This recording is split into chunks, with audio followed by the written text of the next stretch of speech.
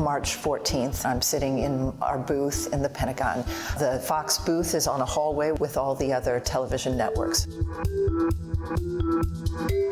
Pentagon Press Secretary John Kirby had come in to talk to me when a French journalist came running down the hall. She said, "Jen, was your team hit in Kyiv?" I called Jay Wallace, the president of news at Fox. I just said, "Jay, has our team been hurt? Was Benji hurt?" And he said, "Do you know who was with him?" I said, "Pierre." The belief was that Benji had survived and nobody knew where he was. Nobody knew where Sasha and Pierre were. So I said, "Do you want me to help?" And he said, "Yes." Now, that was Fox's own Jennifer Griffin on colleague Benjamin Hall. Now, in a forthcoming documentary entitled Sacrifice and Survival, a story from the front line, well, you can see that on March the 19th, 9 p.m., right here on the Fox News Channel. Now, here is more of my exclusive interview with Benjamin in this special edition of Hannity.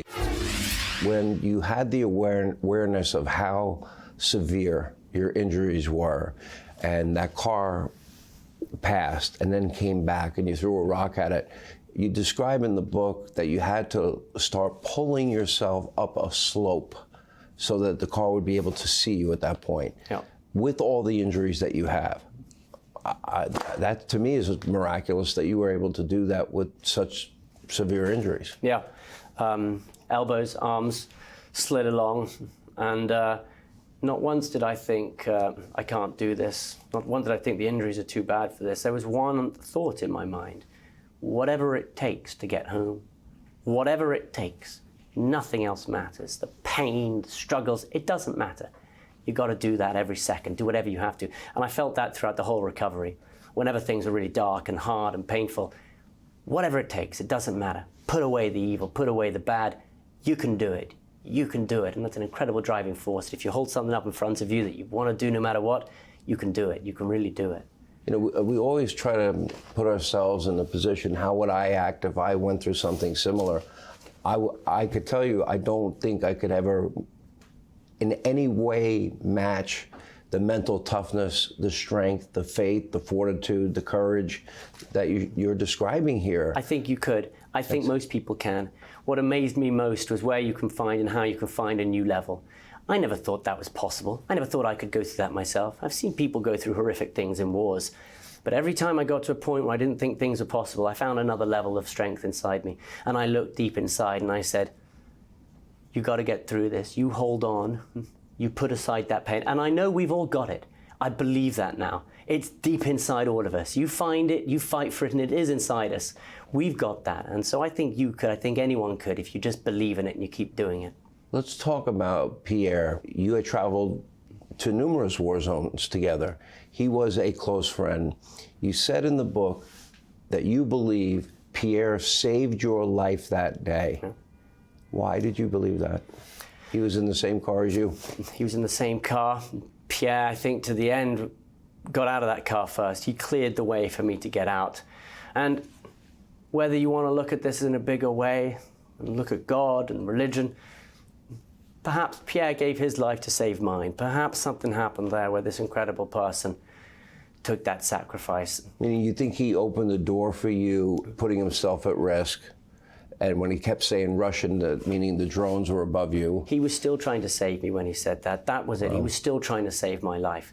Right till the end, he had cut his femoral artery. He wasn't injured like I was. It was a small wound and he bled out. But the last thought for him was just continue saving us. Watch out, it's the Russians. Pierre and I traveled the world together. We went to so many different conflict zones together, and you develop a really close bond to people like that. You know, we'd slept in caves and trenches. We'd been everywhere together. We'd seen it. And, you know, we trusted each other implicitly with our lives. And so right there at that moment, he was there for me again at the end. And I think every single day, I think back to that moment. When I'm struggling at all, I remember what it was like to sit there, to lie there with my injuries, and that Pierre was there, and I try to picture it as vividly as I can remember it.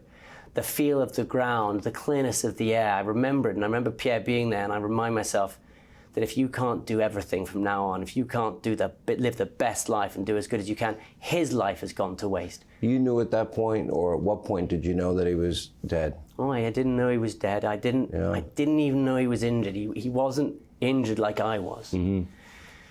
And it was only when I was on the way out, and I was on the Polish Prime Minister's train, and this was a couple of days later, and I had asked him a couple of times, asked the people I was with, where's Pierre, where's Pierre? And Sasha was a journalist. Sasha was our fixer as well. Yeah. And where's Pierre, where's Sasha? And the 2 Ukrainian drivers who were with us as well. Yeah. Where are they? And a couple of times I got the answer, oh, he's back in Kyiv, he's back there. After a couple of times, I knew what that meant. Yeah. You know, there was no way I was going out, and we weren't both going out if we were alive. And I remember saying, You knew. I said, Pierre's dead, isn't he?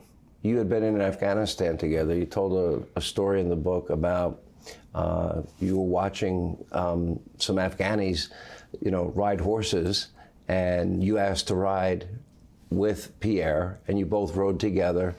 And knowing this country was about to go through the hell of war, because that's what it is, but you had a moment of peace and serenity. Sort of, you and Pierre had this special bond you were describing. It was, and that was beautiful. It was in the mountains. We decided that, you know what, whatever we got to do, we're going to just forget it. Let's get on these horses. Let's ride up the hills. And there was this moment of real peace, beautiful sky and sun. And we just thought, we're just going to, the two of us, ride up together on these horses. Mm.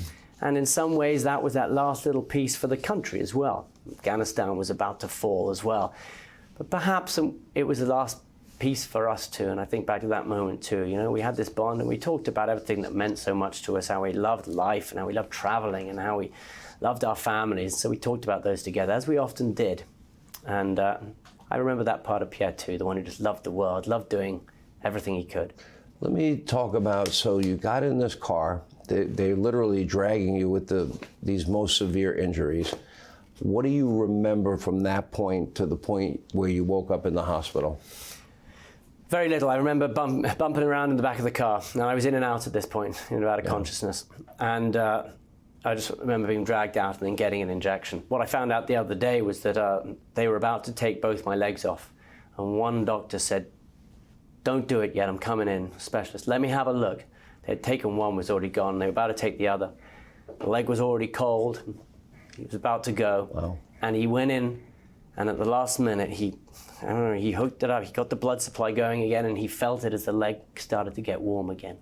So it was minutes away from losing the whole of the left leg, and much of the muscle was taken. The leg itself is still in pretty bad shape at the moment, but it's there right now. And that may come off at a later date because of some of the injuries that are still ongoing, but for the moment I got it. I told you before we started this interview, over the years, I've been to Walter Reed, I've been to Bethesda, I've met people with similar injuries as yours, soldiers that are fighting for our country. And every single time I would meet them, hear their story, I would leave with a real sense of embarrassment that I ever thought in my life that I have problems.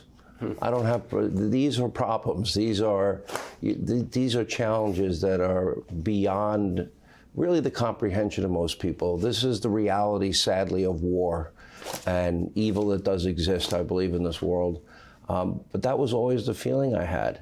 And I watched other people that maybe had been through these moments, and they would keep going back for the people that were starting their journey and helping them, saying, hey, look at me, I'm riding my bicycle now. Look at me, my life has changed. I'm back with my kids, I'm back with my family. You've already started that process a little bit. I have, yeah, and I was blessed by the other people who had gone through these, who had similar injuries, and I was also blessed to be able to be treated in military medicine. And the Secretary of Defense, Austin, gave permission for me to enter first to Landstuhl, the base in Germany, and then San Antonio at BAMC in Texas. And I was surrounded by people who had spent the last 20 years helping other soldiers who were injured, like I was, rebuilding them, giving them legs, and helping them get through this mentally. And I'd sit down with them every week there, and we'd talk about the difficulties, what we'd gone through. And I'm very lucky that I came out of this with optimism, with hope that we've got to keep doing this every day and keep fighting. But I've spoken to many of them, who have found it very difficult, who lose their identity, who lose their confidence, who can't quite see where their life goes next. And some of them, many of them, who tried to take their own lives before. And I think I got through this as well as I did because of the help from other people. And if I can give some of that back, if I can help some of them get through these moments too, then that's what I want to do. Talk to as many people as I can, get through it together. And this is a group effort. Everyone reached out to me. You reached out to me early on many times and gave me these words of wisdom. You encouraged me to keep going. Everyone, all our viewers, thousands of them reached out, and people pray for you and send you things. Every single one of those gives you strength, reminds you that you're doing it for others, that your improvement is their improvement. And so what I'm saying at the moment is a thank you to everyone who helped me, that I did it because of them. And again, if I can do my best to give that back to people, I'd like to.